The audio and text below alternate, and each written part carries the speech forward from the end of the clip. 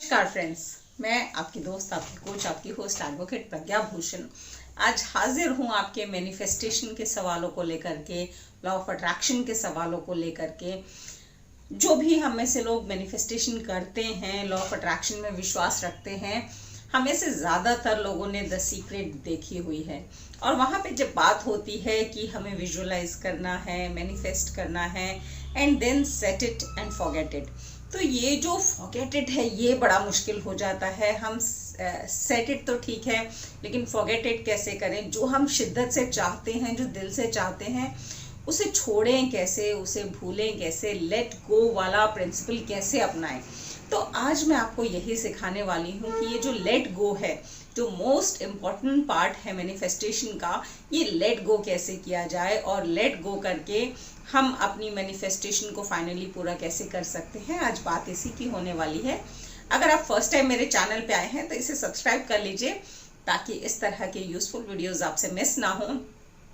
तो दोस्तों, बात करते हैं हम कि लेट गो कैसे करें, किसी चीज़ को छोड़ें कैसे, भूलें कैसे मैनिफेस्टेशन करने के बाद। तो दोस्तों, लेट गो का ये मतलब नहीं है कि हम कंप्लीटली उसे भूल जाएं। जो हम मैनिफेस्ट करना चाह रहे हैं, जो हमारी डिज़ायर है, हम उसे भूल जाएं, उसे याद ही ना रखें, ऐसा नहीं है। लेट गो का सिर्फ मतलब ये है कि हम ये मान के चले कि ये ऑलरेडी हमें मिल गया है। होगा क्या उससे कि जब हम ये मान के चल रहे हैं कि ऑलरेडी हमें मिल गया है, तो हम उसके लिए क्रेव नहीं करेंगे, हम उसके लिए फियरफुल नहीं होंगे कि नहीं मिला तो क्या होगा। हम उसके लिए मतलब वो जो एक टिपिकल वांटिंग की फीलिंग होती है कि उफ ये मेरे पास नहीं है, तो ये जो स्कैर्सिटी की फीलिंग होती है ये नहीं आएगी, क्योंकि हम ये मान के चल रहे हैं कि ये तो हमारा ही है, ये तो हमें मिल चुका है, ये तो मेरा ही है या मेरे पास आ ही रहा है। तो इसके लिए चिंता कैसी, इसके लिए क्रेविंग कैसी, इसके लिए लालच कैसा, इसके लिए स्कैर्सिटी की फीलिंग कैसी। तो लेट गो का मतलब है कि you feel, you assume and you must have the faith that this is already yours. चाहे वो रिलेशनशिप्स की बात हो, चाहे पैसे की बात हो, चाहे बिलियनियर की बात बनने की बात हो, चाहे जॉब्स की बात हो, कुछ भी हो। जब आप मैनिफेस्ट करते हैं, विजुअलाइज करते हैं, उसका जब लेट गो करना है, तो लेट गो का मतलब है हैव दैट कंप्लीट फेथ कि वो चीज आपकी ही है, आपकी हो चुकी है, वो ऑलरेडी आपकी है। जब वो कंप्लीट फेथ होता है ना दोस्तों, तो वो चीज आपकी हो जाती है। कहते हैं ना, anything which is created in this world is first created in your mind. तो यानी कि जब माइंड में आप मान लेते हैं कि ये ऑलरेडी मेरी है, तो वो चीज ऑलरेडी आपकी हो जाती है। फॉर एग्जाम्पल मैं आपको छोटा सा बताऊंगी कि सपोज आप जॉब करते हैं, तो जब आप जॉब करते हैं तो बाकी काम करते वक्त हमेशा जॉब के लिए फेयरफुल नहीं रहते, अपनी नौकरी के लिए डरे सहमे नहीं रहते कि ये मुझे नहीं मिली तो क्या होगा, मुझे नौकरी मिल जाएगी ना, या आपके अंदर वो स्कैर्सिटी की फीलिंग नहीं होती कि मेरे पास तो नौकरी ही नहीं है, तो क्योंकि वो नौकरी आपके पास ऑलरेडी होती है। सिमिलरली अगर रिलेशनशिप की बात करें, सपोज कीजिए कि आपके पेरेंट्स हैं, तो आपको कभी वो अगर एक दिन, 2 दिन या इवन महीनों के लिए भी बाहर चले जाएं, तो आपको कभी ये फेयरफुलनेस या स्कैर्सिटी की फीलिंग नहीं आएगी कि ये मेरे पेरेंट्स मुझे नहीं मिले तो क्या होगा, उफ मेरे पास पेरेंट्स नहीं है, क्योंकि वो आपके ऑलरेडी हैं। जहां भी रहें, दूर रहें, पास रहें, आप उनको दिन भर मैसेज नहीं करते रहते, आप दिन भर पूछते नहीं रहते डू यू लव मी, आप हमेशा उनको बार बार कॉल नहीं करते, लेट नाइट्स आप उनके लिए डरे नहीं रहते, स्कैर्स नहीं होते कि पता नहीं मेरे पास पेरेंट्स नहीं है। सिमिलरली अगर आप किसी रिलेशनशिप की बात करेंगे, चाहे आप अपने लव रिलेशनशिप की बात करेंगे, जब आप मान के चलेंगे कि वो ऑलरेडी आपकी है, तो आपके अंदर वो इनसिक्योरिटी होगी ही नहीं।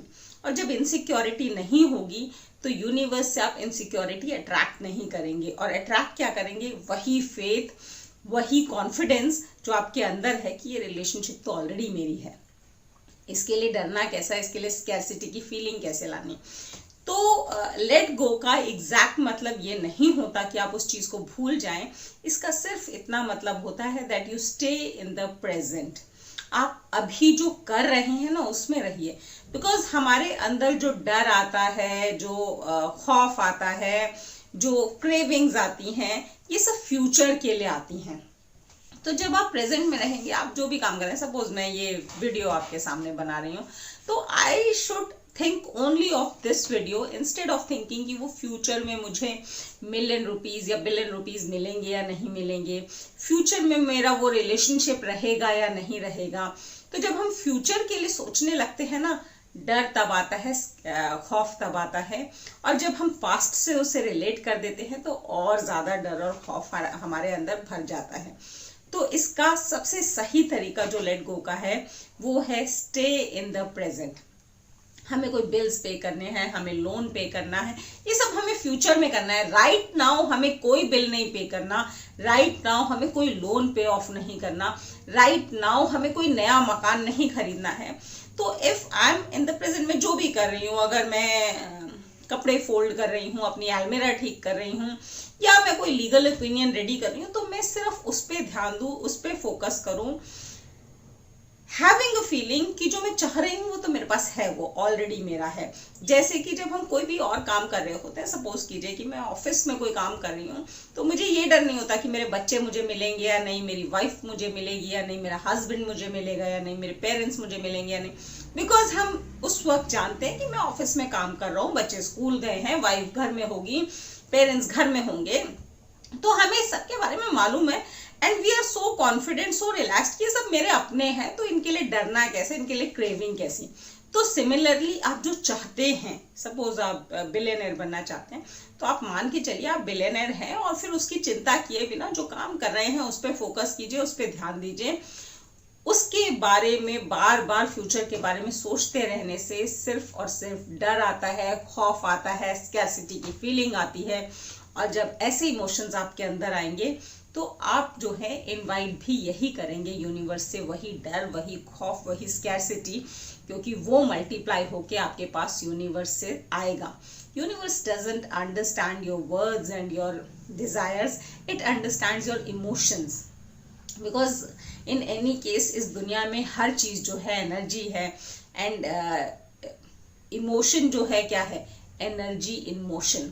तो यानी कि जो हमारे अंदर की एनर्जी है वो मूव कर रही है बाहर यूनिवर्स की तरफ थ्रू आर इमोशंस। तो जब हम इन इमोशंस को सही रखेंगे, कॉन्फिडेंट रखेंगे, फेथ रहेगा ये चीज ऑलरेडी मेरी है, तो हम यूनिवर्स में भी वही एनर्जी फ्लो आउट करेंगे कि ये चीज ऑलरेडी मेरी है। और जब ऑलरेडी मेरी है, हमने मान लिया, हमने कह दिया, हमने फील कर लिया, तो यूनिवर्स को भी वही समझ आएगा कि वो चीज ऑलरेडी आपकी है, और वो चीज आपको ही मिलेगी, बिकॉज यूनिवर्स को आप थ्रू योर इमोशंस समझा चुके हैं कि वो चीज ऑलरेडी आपकी है। तो दोस्तों ये था मतलब लेट गो का, कि लेट गो मीन्स कि आप उस चीज को ऑलरेडी अपना मान के चलें। भूलने की जरूरत नहीं है, भूल सकते भी नहीं है। जो चीज हम बहुत दिल से डिजायर करते हैं उसे कैसे भूल जाएंगे, लेकिन हाँ उसके लिए डरने की जरूरत नहीं है, उसके लिए क्रेविंग की जरूरत नहीं है, वांटिंग वाली फीलिंग लाने की जरूरत नहीं है।